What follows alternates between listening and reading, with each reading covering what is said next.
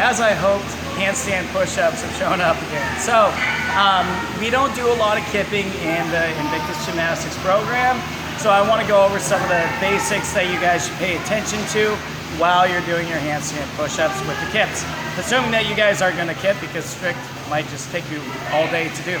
So first of all, I want you guys to start off in a headstand with your head on the floor, and we are going to place our butt up against the wall. So Joe, if you want to move over here.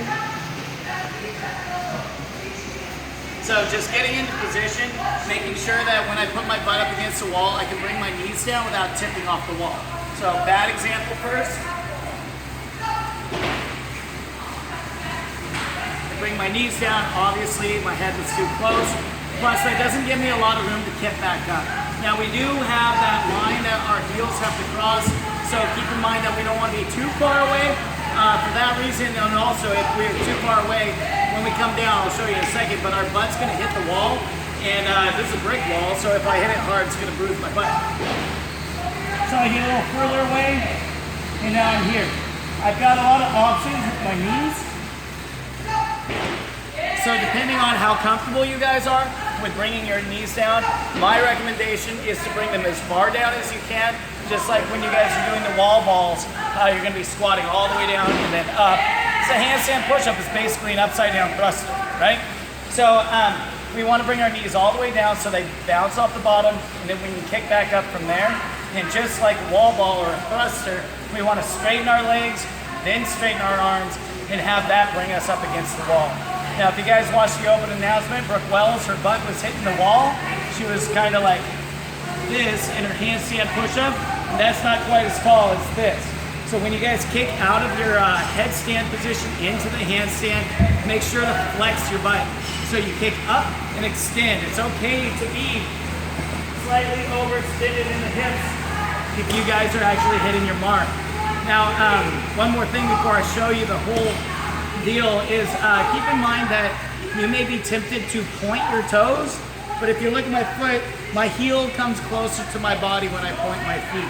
So when you kick, you want to drive your heels up and keep your feet as flexed as possible, getting that extra inch or two to surpass the line and get your rep, okay?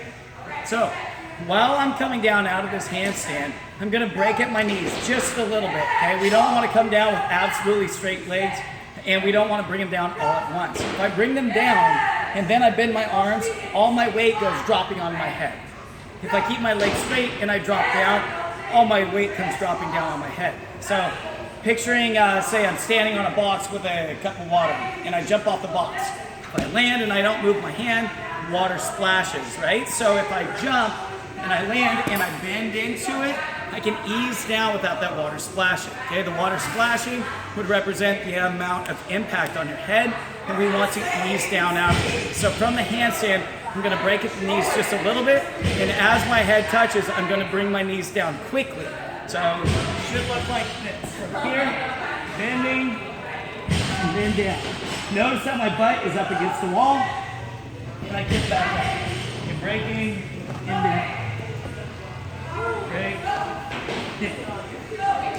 Make sure you are not letting your butt hit the wall, sliding all the way up. It is a no-go. So you have to have your legs and butt off the wall as you're going up, and then finish it up at the top.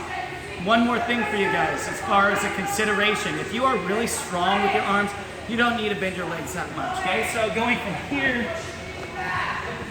kipping up, that's fine. You're probably going to be using more strength though, and as recommended on the CrossFit Games site, breaking up your reps is probably a good idea. You got 55 of them. Take your time, come down, shake out your arms, kick back up, and get back into a rhythm where you come down, shake your arms, kick back up, and do whichever sets of reps that you find suitable for you. Let's see, what else? Am I missing anything, Joe? I don't think so. Oh, one more thing, yeah.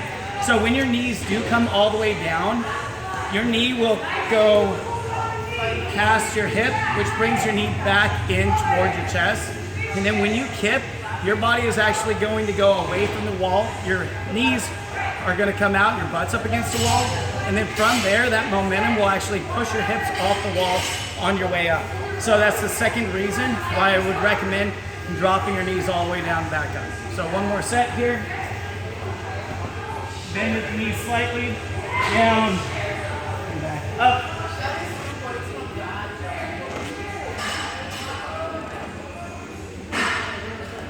And don't forget to push your head through at the top, count the rep. Good luck, guys. We'll see you soon.